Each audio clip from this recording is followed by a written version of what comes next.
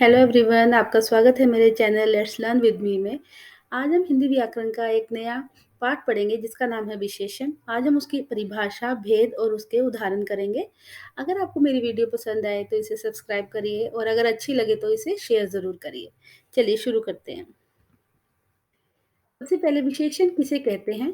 संज्ञा या सर्वनाम शब्दों की विशेषता बताने वाले शब्दों को विशेषण कहा जाता है, जो कि संज्ञा या सर्वनाम की विशेषता को बताता है। जैसे कि कुछ उदाहरण देखिए, छोटा लड़का, सुंदर चित्र, ईमानदार व्यक्ति, लंबा आदमी, काला सांप, लाल कपड़ा आदि।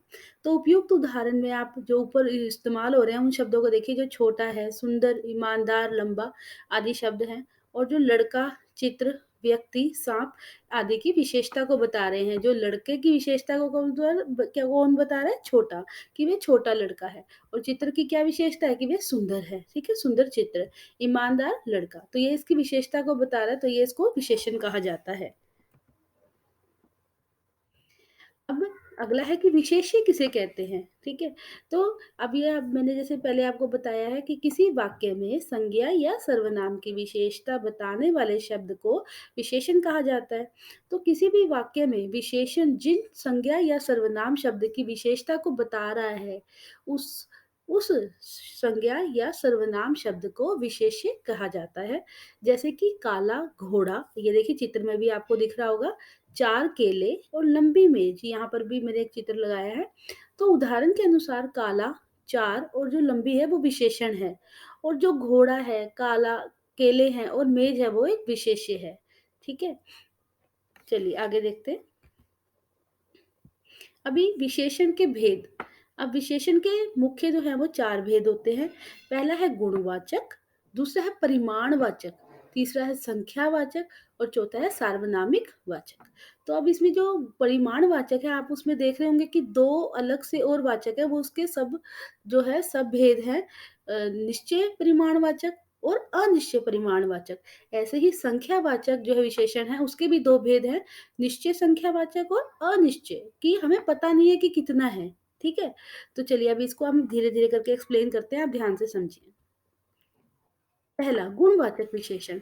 जिन विशेषण शब्दों से संज्ञा या सर्वनाम शब्दों के गुण या दोष का पता चलता है, उन्हें गुणवाचक कहा जाता है, कि वो उसके गुण को बता रहे हैं। कैसे गुण?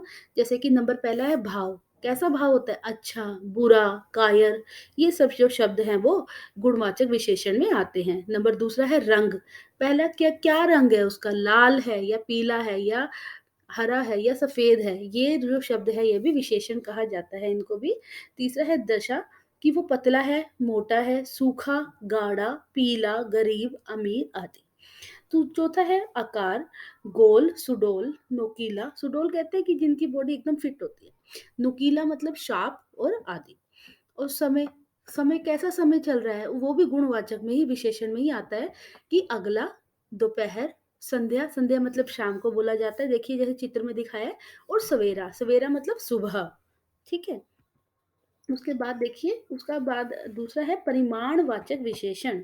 अब परिमाणवाचक का क्या मतलब है? जिसमें कि आपको नाप-तोल का ज्ञान होगा, जिसमें कि पता चलेगा कि कौन-सा सामान कितना किलो का है, क्या वो हल्का है, क्या वो भारा है, क्या वो 1 किलो का है, चाहे वो 10 किलो का है, तो उसे जो है वो परिमाणवाचक विशेषण कहा जाता है। अब परिमाणवाचक विशेषण के 2 उपभेद हैं। पहला तो है निश्चित परिमाणवाचक विशेषण, जैसा कि उस चित्र में भी पहले दिखाया था मैंने आपको ग्राफ में। तो अब निश्चित परिमाणवाचक विशेषण क्या चीज़ है?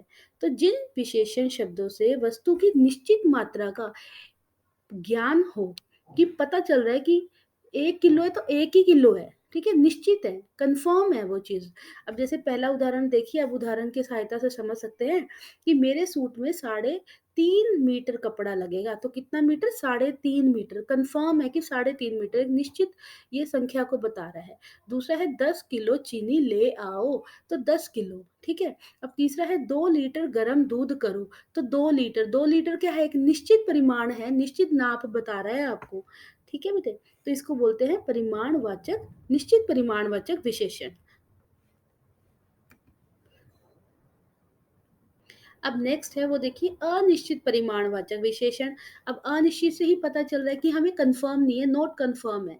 तो जिन विशेषण शब्दों से वस्तु की अनिश्चित मात्रा का ज्ञान हो, जैसे कि थोड़ी सी नमकीन वस्तु ले आओ और कुछ आम दे दो। कुछ मतलब पता नहीं कितने हैं, अब हमने गिने ही नहीं है, अनिश्चित है। और थोड़ा सा दूध गर्म कर दो, तो थोड़ा सा ये क्या हो गए बेटे, अनिश्चित वाचक परिणाम, अनिश्चित परिमाणवाचक विशेषण कहलाते हैं ये शब्द। अब उसके बाद है संख्यावाचक विशेषण। शब्द से ही पता चल रहा है, जिसमें कि संख्या का पता चल रहा है, नंबर का पता चल रहा है। तो जिन विशेषण शब्दों से संज्ञा या सर्वनाम की संख्या का बोध हो, वे संख्यावाचक विशेषण कहलाते हैं। जैसे कि एक, दो, द्वितीय, दोगुना, चौगुना, पांचों आदि। मतलब कि इसमें कंफर्म नंबर बता रहा है आपको, संख्या बता रहा है। तो वो जो है, जैसे देखिए चित्र में भी 1, 2, 5, तो ये क्या है? ये संख्यावाचक विशेषण के अंतर्गत आते हैं। चलिए अब अगला देखते हैं। इसका अगला उदाहरण है निश्चित संख्यावाचक विशेषण। ये भी 2 तरह के हैं, निश्चित भी 2 तरह के हैं। संख्यावाचक जो है वो एक हो गया निश्चित, जिसमें कि हमें जिन विशेषण शब्दों से हमें निश्चित संख्या का बोध होता है। जैसे कि 2 पुस्तक मेरे लिए ले आना, 2 ही पुस्तक है, तो 2 ही के बारे में बात कर रहा है, निश्चित है संख्या कि 2 है या 4 है या 10 है, तो ये निश्चित संख्या है, ठीक है? उसके बाद अगला है अनिश्चित संख्यावाचक विशेषण। जिन विशेषण शब्दों से निश्चित संख्या का बोध ना हो, कंफर्म नहीं है कि कितनी संख्या है, 2 है या 10 है या 15 है या 100 है या 150 है। अब कुछ बच्चे पार्क में खेल रहे हैं, अब वो कुछ बच्चे कितने हैं पता नहीं। मुझे कुछ चीनी दे दो, चीनी कितनी है? कुछ है।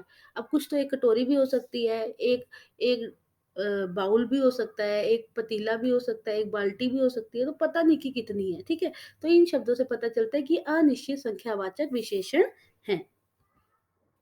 अब ये है चौथा, संकेतवाचक विशेषण। देखिए संकेत मतलब कि क्या होता है, इंडिकेट करना किसी को, संकेत करना किसी की ओर, ठीक है? जैसे जो सर्वनाम संकेत द्वारा संज्ञा या सर्वनाम की विशेषता को बतलाते हैं, वे संकेतवाचक विशेषण कहलाते हैं। अब इसमें विशेष क्या है, क्योंकि संकेतवाचक विशेषण सर्वनाम शब्द से बनते हैं, अतः यह सर्वनामिक विशेषण भी इनको कहा जाता है, ठीक है? इसके 2 नाम है, संकेतवाचक और सार्वनामिक, ये सेम ही है। बच्चे कहीं कंफ्यूज हो जाएं कि सार्वनामिक क्या है, वो एक ही संकेतवाचक को ही सार्वनामिक वाचक सर्वनाम कहा जाता है। जैसे कि इसके कुछ उदाहरण देखिए, मेरा भाई, तो मेरा जो शब्द है, ठीक है?